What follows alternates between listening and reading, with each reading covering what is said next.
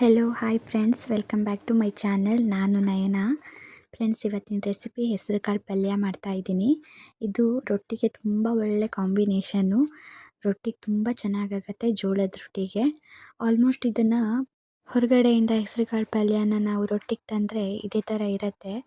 ನಾವು ಮನೇಲಿ ಇದೇ ಥರನೇ ಪಲ್ಯ ಮಾಡ್ತೀವಿ. ಜೋಳದ ರೊಟ್ಟಿಗೆ, ದೋಸೆಗೆ, ಚಪಾತಿಗೆ ಎಲ್ಲದಕ್ಕೂ ಚೆನ್ನಾಗಿರುತ್ತೆ. ಬಟ್ ತುಂಬ ಚೆನ್ನಾಗಿರೋದಂದರೆ ಜೋಳದ ರೊಟ್ಟಿಗೆ ಒಳ್ಳೆ ಕಾಂಬಿನೇಷನು. ನಾನು ಹೇಗೆ ಮಾಡಿದ್ದೀನಿ ಅಂತ ತೋರಿಸ್ತೀನಿ. ನಾನಿಲ್ಲಿ ಹೆಸರು ಕಾಳನ್ನ ಒಂದು 6-7 ಅವರ್ ನೆನೆ ಹಾಕಿದ್ದೆ. ನೆನೆ ಹಾಕಾದ್ಮೇಲೆ ನೀರನ್ನೆಲ್ಲ ಸೋಸ್ಕೊಂಡು ನೋಡಿ ಎಷ್ಟು ಚೆನ್ನಾಗಿ ಹೆಸರು ಕಾಳು ನೆಂದಿದೆ. ಈಗ ಇದನ್ನು ಬೇಯಿಸ್ಕೊಬೇಕು. ನಾನು ಹೆಸರು ಕಾಳು ಬೇಯಿಸ್ಕೊಳ್ಳಿಕ್ಕೆ ಇಲ್ಲಿ ಒಂದು ಈರುಳ್ಳಿ ಮತ್ತು ಒಂದು ಟೊಮೆಟೊನ ತಗೊಂಡಿದ್ದೀನಿ. ಇಲ್ಲಿ ಈರುಳ್ಳಿನ ಚಿಕ್ಕದಾಗಿ ಕಟ್ ಮಾಡಿಕೊಂಡು ಅದನ್ನು ಚಾಪರಲ್ಲಿ ಚಾಪ್ ಮಾಡ್ಕೊಳ್ತಾ ಇದ್ದೀನಿ. ಈ ಥರ ಚಿಕ್ಕದಾಗೇ ಚಾಪ್ ಮಾಡ್ಕೊಬೇಕು, ಚೆನ್ನಾಗಿರುತ್ತೆ. ಅದಾದಮೇಲೆ ನಾನು ಒಂದು ಟೊಮೆಟೊನ ತಗೊಂಡಿದ್ದೀನಿ. ಟೊಮೆಟೊನೂ ಅಷ್ಟೇ ಚಿಕ್ಕದಾಗಿ ಕಟ್ ಮಾಡ್ಕೊಬೇಕಾಗತ್ತೆ. ನಾನು ಈಗ ಟೊಮೆಟೊ ಮತ್ತು ಈರುಳ್ಳಿನ ಸಣ್ಣದಾಗಿ ಕಟ್ ಮಾಡ್ಕೊಂಡ್ಬಿಡ್ತೀನಿ. ಇಲ್ಲಿ ನಾನು ಬಾಣಲಿನ ಇಟ್ಕೊಂಡಿದ್ದೀನಿ. ಹಾಗೆ ಬಾಣಲಿ ಸ್ವಲ್ಪ ಎಣ್ಣೆನೂ ಹಾಕ್ಕೊಂಡಿದ್ದೀನಿ. ಎಣ್ಣೆ ಎಲ್ಲ ಹಾಕಾದ್ಮೇಲೆ ಈಗ ಟೊಮೆಟೊ ಮತ್ತು ಈರುಳ್ಳಿನ ಏನು ಚಿಕ್ಕದಾಗಿ ಚಾಪ್ ಮಾಡ್ಕೊಂಡು ಇಟ್ಕೊಂಡಿದ್ದೀನಲ್ಲ, ಈಗ ಅದನ್ನು ನಾನು ಹಾಕ್ಕೊಳ್ತಾ ಇದ್ದೀನಿ. ಈರುಳ್ಳಿ ಸ್ವಲ್ಪ ಫ್ರೈ ಮಾಡ್ಕೊಂಡಾದ್ಮೇಲೆ ಟೊಮೆಟೊನೂ ಸಹಿತ ಇದರಲ್ಲೇ ನಾನು ಹಾಕ್ಕೊಂಡು ಫ್ರೈ ಮಾಡ್ಕೊಳ್ತಾ ಇದ್ದೀನಿ. ಈರುಳ್ಳಿ ಟೊಮೆಟೊ ಚೆನ್ನಾಗಿ ಫ್ರೈ ಆದಮೇಲೆ ನಾನೀಗ ಹೆಸರು ಕಾಳನ್ನ ನೆನೆಸಿಟ್ಕೊಂಡಿದ್ದೆ ಅಲ್ಲ, ಈಗ ಆ ಹೆಸರು ಕಾಳನ್ನ ಈ ಒಗ್ಗರಣೆಗೆ ಹಾಕ್ಕೊಳ್ತಾ ಇದ್ದೀನಿ.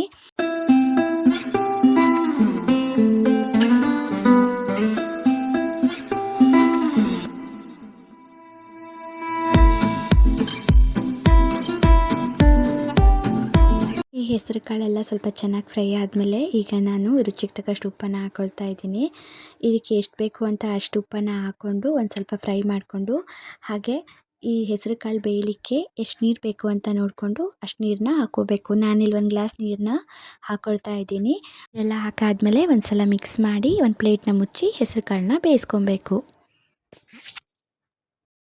ನಾನಿಲ್ಲಿ ಮಸಾಲೆಗೆ ರೆಡಿ ಮಾಡ್ಕೊಂಡಿದ್ದೀನಿ. ಮಸಾಲೆಗೆ ಕೊತ್ತಂಬರಿ ಸೊಪ್ಪು, ಹಸಿಮೆಣಸಿನ್ಕಾಯಿ ಹಾಗೆ ಬೆಳ್ಳುಳ್ಳಿ ಹೆಸಲು ಇವಿಷ್ಟನ್ನು ನಾನು ಮಿಕ್ಸಿ ಜಾರ್ಗೆ ಹಾಕ್ಕೊಳ್ತಾ ಇದ್ದೀನಿ. ಇದಕ್ಕೆ ಎಷ್ಟು ನೀರು ಬೇಕು ಅಂತ ಅಷ್ಟು ನೀರನ್ನು ಹಾಕ್ಕೊಂಡು ಇದನ್ನು ರುಬ್ಕೊಬೇಕಾಗತ್ತೆ. ಇಲ್ಲಿ ಮಸಾಲೆನ ರುಬ್ಕೊಂಡ್ಬಂದಿದ್ದೀನಿ. ನಾನೇನು ನುಣ್ಣಗೆ ರುಬ್ಕೊಂಡಿಲ್ಲ, ತರಿಯಾಗಿಯೇ ರುಬ್ಕೊಂಡಿದ್ದೀನಿ. ಈ ಮಸಾಲೆನ ನಾವು ಈಗ ಬೇಯ್ದಿರೋ ಹೆಸರು ಕಾಳಿಗೆ ಹಾಕ್ಕೋಬೇಕು. ಇಲ್ಲಿ ಹೆಸರು ಕಾಳು ಆಲ್ಮೋಸ್ಟಾಗಿ ಬೆಂದಿದೆ. ಇದನ್ನು ಒಂದು ಸಲ ಮಿಕ್ಸ್ ಮಾಡಿಕೊಂಡು ರುಬ್ಬಿಟ್ಕೊಂಡಿರುವಂತಹ ಮಸಾಲೆನ ಈ ಹೆಸರು ಕಾಳಿಗೆ ಹಾಕ್ಕೋಬೇಕು. ಹೆಸರು ಕಾಳಿಗೆ ಮಸಾಲೆ ಎಲ್ಲ ಹಾಕಾದ್ಮೇಲೆ ಚೆನ್ನಾಗಿ ಒಂದು ಸಲ ಫ್ರೈ ಮಾಡ್ಕೋಬೇಕು. ಹಾಗೆ ಇದಕ್ಕೆ ಒಂದು ಚಮಚ ಅರಿಶಿಣದ ಪುಡಿ ಹಾಗೆ ಒಂದು ಚಮಚ ಖಾರದ ಪುಡಿನ ಹಾಕಿ ಮತ್ತೆ ಒಂದು ಸಲ ಮಿಕ್ಸ್ ಮಾಡ್ಕೋಬೇಕಾಗತ್ತೆ. ಹೆಸರುಕಾಳು ಪಲ್ಯ ಸ್ವಲ್ಪ ತೆಳ್ಳಗೆ ಬೇಕು ಅಂತ ಅನ್ನೋರು ಈ ಟೈಮಲ್ಲಿ ಸ್ಟವ್ನ ಆಫ್ ಮಾಡಬೇಕಾಗತ್ತೆ. ಇಲ್ಲ ಸ್ವಲ್ಪ ದಪ್ಪಗೆ ಬೇಕು, ಗಟ್ಟಿಯಾಗಬೇಕು ಅಂತ ಅಂದರೆ ಇನ್ನೂ ಒಂದು ಸ್ವಲ್ಪ ಬೇಯಿಸ್ಕೊಬೇಕು. ನನಗೆ ಇಲ್ಲಿ ಸ್ವಲ್ಪ ದಪ್ಪಗೆ ಬೇಕು ಅಂತ ಅನ್ನಿಸ್ತು, ಅದಕ್ಕೆ ನಾನಿಲ್ಲಿ ಪ್ಲೇಟ್ನ ಮುಚ್ಚಿ ಪಲ್ಯನ ಬೇಯಿಸ್ಕೊಳ್ತಾ ಇದ್ದೀನಿ. ಈಗ ಆಲ್ಮೋಸ್ಟ್ ಪಲ್ಯ ರೆಡಿ ಆಗಿದೆ. ನೋಡಿ ನನಗೆ ಎಷ್ಟು ಗಟ್ಟಿಯಾಗಿ ಬೇಕು ಅಂತ ಅಷ್ಟು ಗಟ್ಟಿಯಾಗಿ ನಾನು ಇಲ್ಲಿ ಪಲ್ಯನ ಮಾಡ್ಕೊಂಡಿದ್ದೀನಿ.